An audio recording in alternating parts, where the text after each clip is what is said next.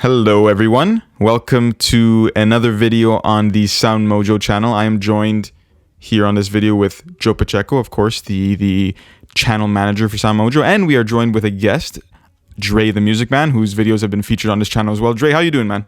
Frank, I'm doing well, man. Happy to be here. Joe, good day, sir. Good day, man. Thanks for joining us. I forgot to ask how Joe's doing, but I'm so familiar with Joe, so Yeah, it's not even a thought. But gentlemen, today, for today's video, we want to discuss something very interesting, something that I've come to learn very quickly is bigger than just a music festival. And of course, that's Woodstock 99. And for those who are watching this video, there was a new HBO Max documentary that was released this July, late July, regarding this entire event that took place in New Jersey, correct? Was this the state of New Jersey? Yeah, New Jersey. It was in the summer of 1999. And there's several layers to get into, but first of all, did you guys watch the actual documentary? Dre, I'll start with you. Yeah, saw the documentary. I got to give credit when credit is due. They did a really good job covering just the Woodstock 99 in its entirety. Also, they gave us some context, man. They had a really complete montage at the beginning of this where they went and they covered Woodstock 69 a little bit, Woodstock 94. So they led up with some context and then pulled it all together. I think they did a really good job, even though they really kind of ruined a big part of my love for new metal. I got to say, I felt under attack to a certain extent while watching it. While watching it, because man. Because new metal was like great at the time. The music was incredible, right? Deftones, Limp Bizkit, all that stuff. And me too. I was watching it and I felt like, oops, okay, I like that music. I like that band. You know what I mean? But yeah, I got that vibe too. Honestly, watching this, watching the promos and the documentary itself, it felt very Fire Festival-y. Yeah. That's it. That's one of my notes, for sure, because that's one of the things I avoid these things. The whole craziness of Fire, and then this one 20 years ago, sort of falling apart, almost literally in the first afternoon. It was already issues galore, right? Go ahead. So if I may just interject, as not a casual, but as someone who was being introduced to this event more recently, the angle I felt that was fixated was more so the logistical shit nightmare. Show, for lack of a better word. Nightmare. Yeah. But for they had some pretty huge bands, pretty huge names in attendance, right? Frank, let me tell you, man. In '99, I was 15 years old. I had just started going to concerts on my own, 15, 16 years old. And I heard more of what Woodstock 99 was as I got older in the years that followed it.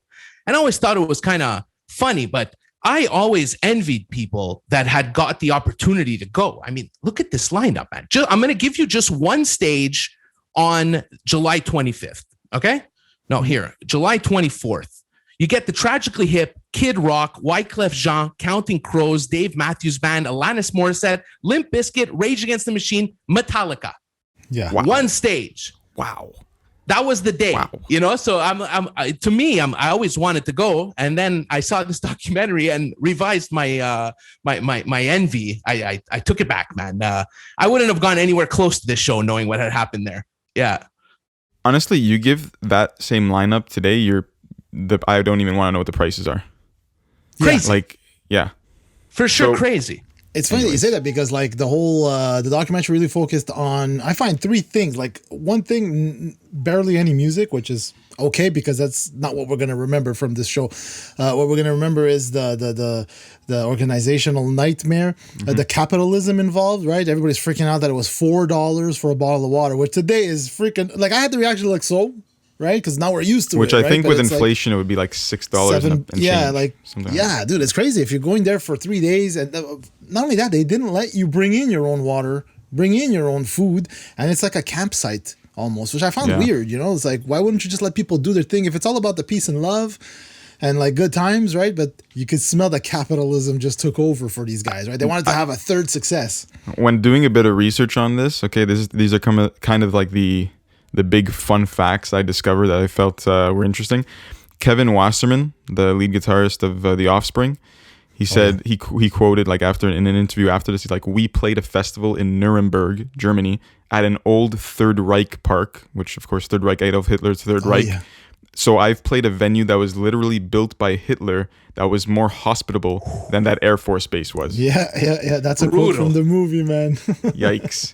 And then a couple other fun facts, I guess if you want to call them. 250,000 people funneled into an overheating Air Force base tarmac with a limited water supply. And this one gets a bit gross, I guess, but at least 1,200 tons of solid waste and over 500,000 gallons of urine were produced by concert goers. Oh, That's my gross. goodness.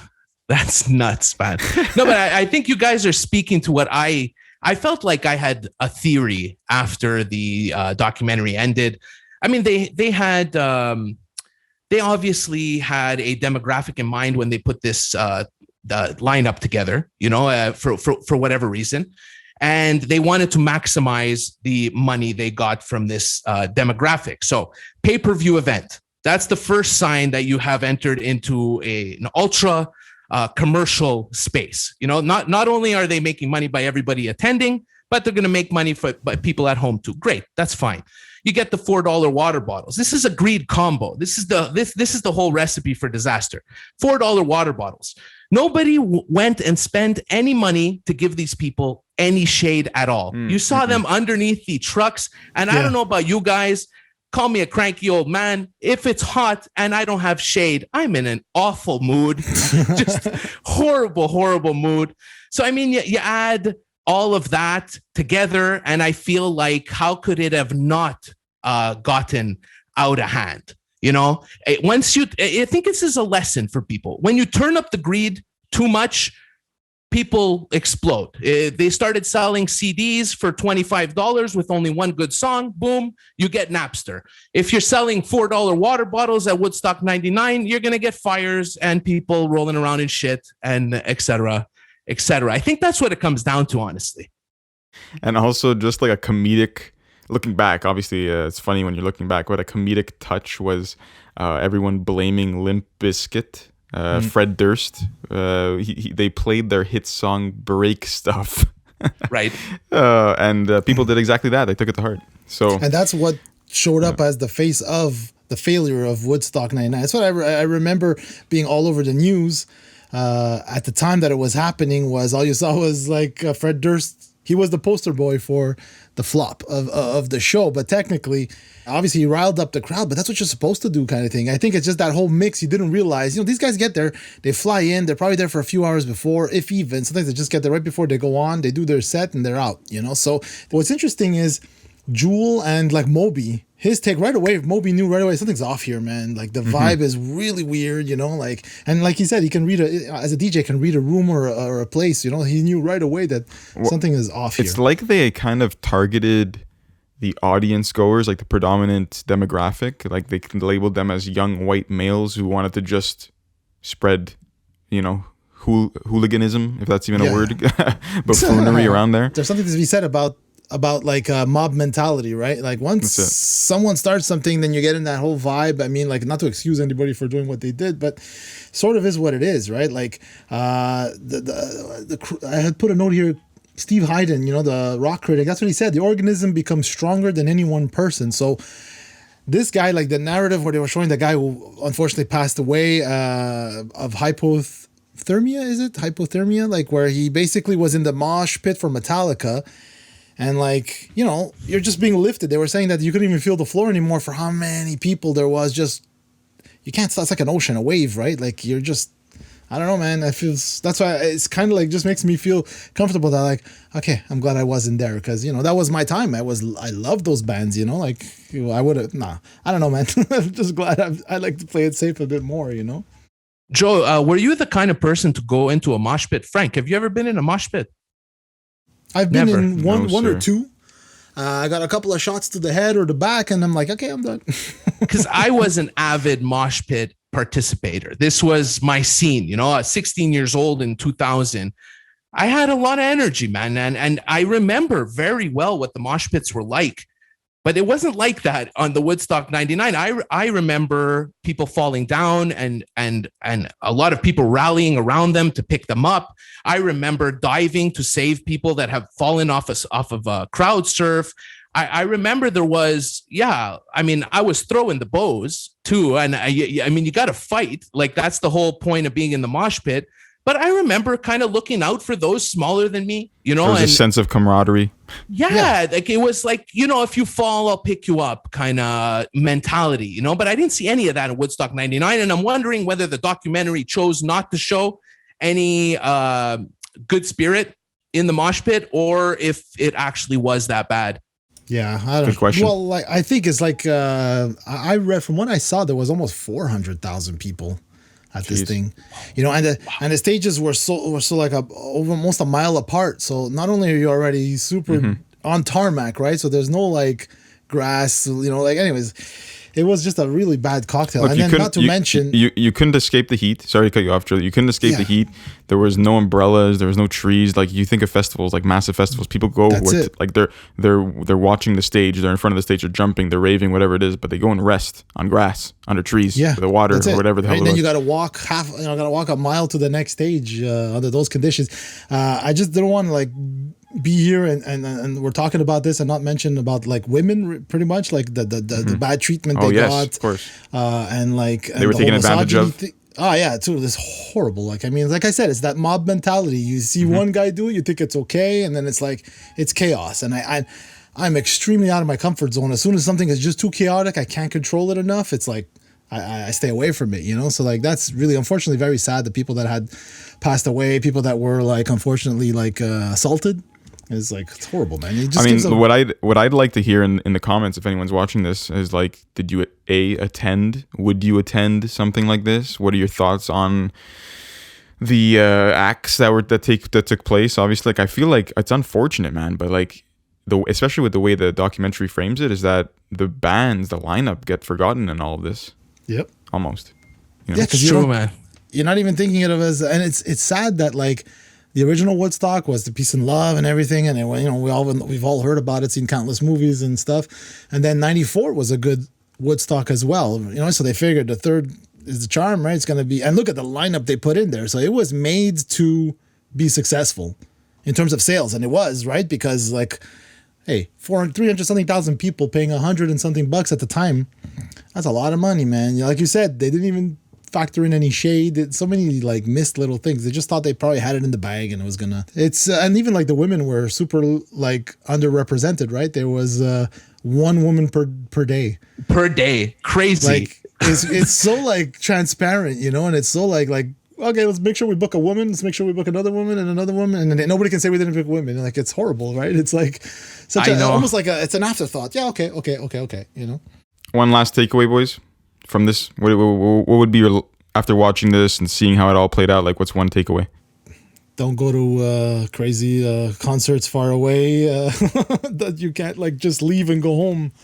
You know, like it shouldn't discourage you from attending festivals though.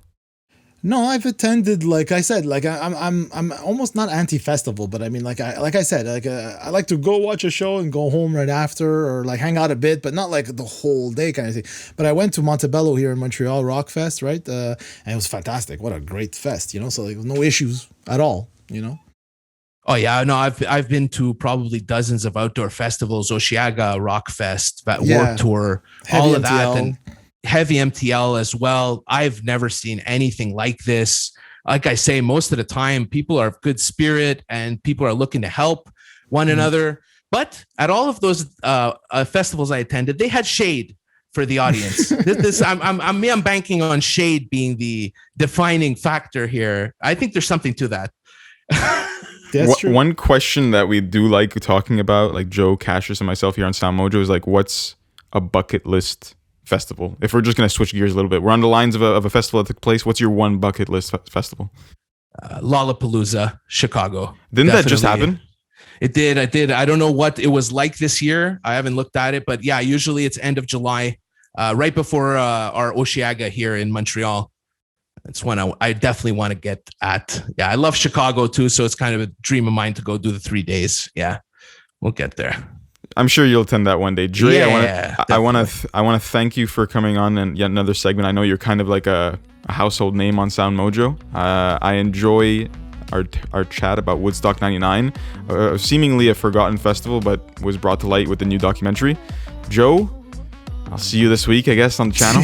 We'll see each other. We'll see each other. But to all of you listening, look, thank you for listening. I know we're approaching 24,000 subscribers. If you could hit that subscribe button, that like button, leave a comment. We want to engage with you guys in the comments. So please leave your thoughts and we'll get back to you. But without anything else left to say, I'd like to thank you guys and have yourselves a good week. Take care. Excellent. Thanks, Frank, Joe.